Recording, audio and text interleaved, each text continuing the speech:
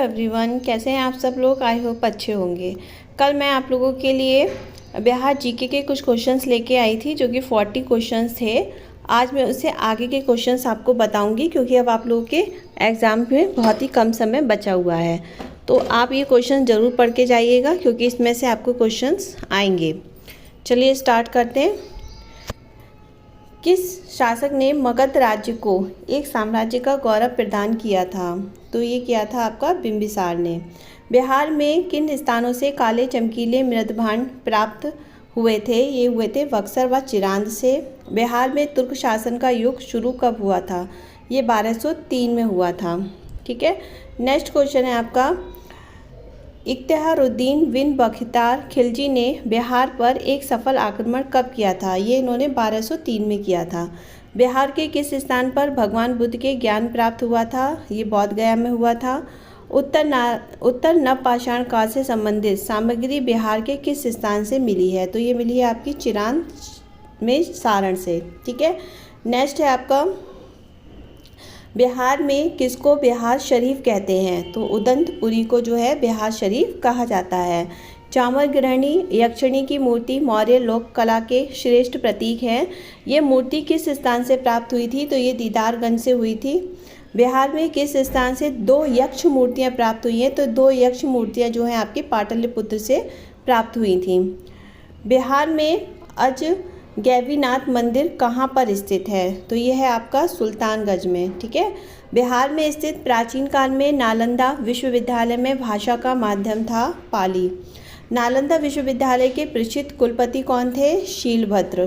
ठीक, next question है, बिहार में स्थित नालंदा विश्वविद्यालय में महायान शाखा की विशेष रूप से दी जाती थी। महायान शाखा का संबंध किस धर्म से होता था? तो ये था आपका बौद्ध धर्म से। ठीक है, फिर है आपका, नालंदा विश्वविद्यालय भारत का सर्वश्रेष्ठ बौद्ध शिक्षा के लिए चर्चित था।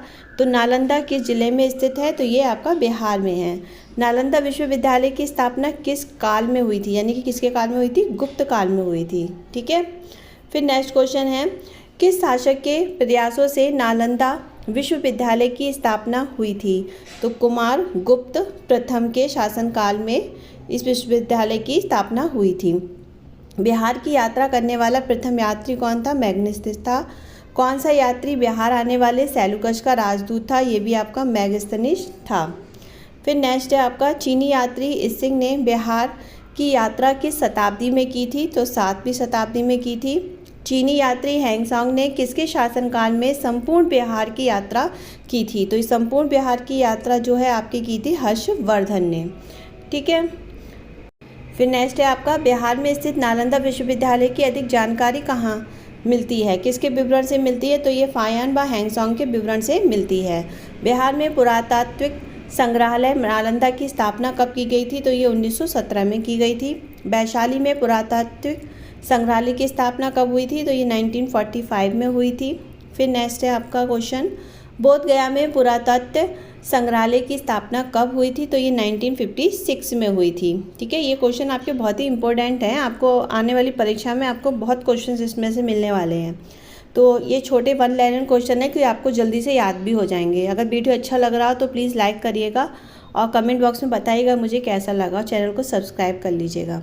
बिहार राज्य में चंद्रभारी संग्रहालय दरभंगा की स्थापना कब हुई थी? तो ये 1957 में हुई थी। बिहार में गया संग्रहालय की स्थापना कब हुई थी? तो गया संग्रहालय की स्थापना आपकी 1970 में हुई थी। बिहार राज्य में नवादा संग्रहालय की स्थापना कब की गई थी? तो ये 1974 में की गई थी। ठीक है, बिहार में पटना संग्रहालय की स्थापना कब की गई थी? तो ये 1915 में की गई थी। प्रसिद्ध दीदारगंज यक्षी की प्रतिमा का संबंध बिहार के किस संग्रहालय से है? तो ये पटना संग्रहालय से है। बिहार में बुद्ध की ताम्र मूर्ति कहाँ से प्राप्त हुई है? तो ये सुल्तानगंज से हुई है जो कि भागलपुर में है, बिहार में। ठीक है, फिर नेक्स्ट क्वेश्चन है आपका, थंका चित्र शैली के 109 चित्र बिहार राज्य के किस संग्रहालय में सुरक्षित हैं? तो ये पटना संग्रहालय में सुरक्षित है जो कि पटना में है। बिहार की चक्रवर्ती देवी किस शैली की प्रमुख चित्रकार हैं? तो ये आपकी मंजूषा शैली। ठीक है, बिहार में प्राकृत एवं जैन शास्त्र शोध संस्थान स्थित है पटना में। फिर नेक्स्ट है आपका बिहार में Arabic and Persian research institute स्थित है। कहाँ पर है? ये पटना में है। बिहार में कला भवन कहाँ स्थित है? तो ये पूर्णिया में है। फिर नेक्स्ट क्वेश्चन है आपका बिहार में पटना संग्रहालय की स्थापना कब हुई थी? तो पटना संग्रहालय की स्थापना आपके बिहार में 1917 में हुई थी। बिहार में गया संग्रहालय की स्थापना कब हुई थी? तो ये 1952 में हुई थी। मिथिला संस्कृत विद्यापीठ की स्थापना कब हुई थी? 1951 में हुई थी। और आपकी मिथिला संस्कृत विद्यापीठ बिहार में कहाँ स्थित है? ये तो ये आपके दरभंगा में स्थित है।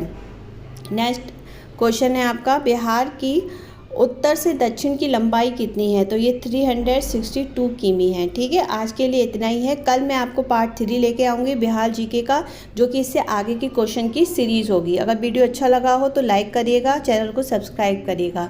चलिए फिर मिलते हैं नेक्स्ट वीडियो में, तब तक के लिए बाय बाय, टेक केयर।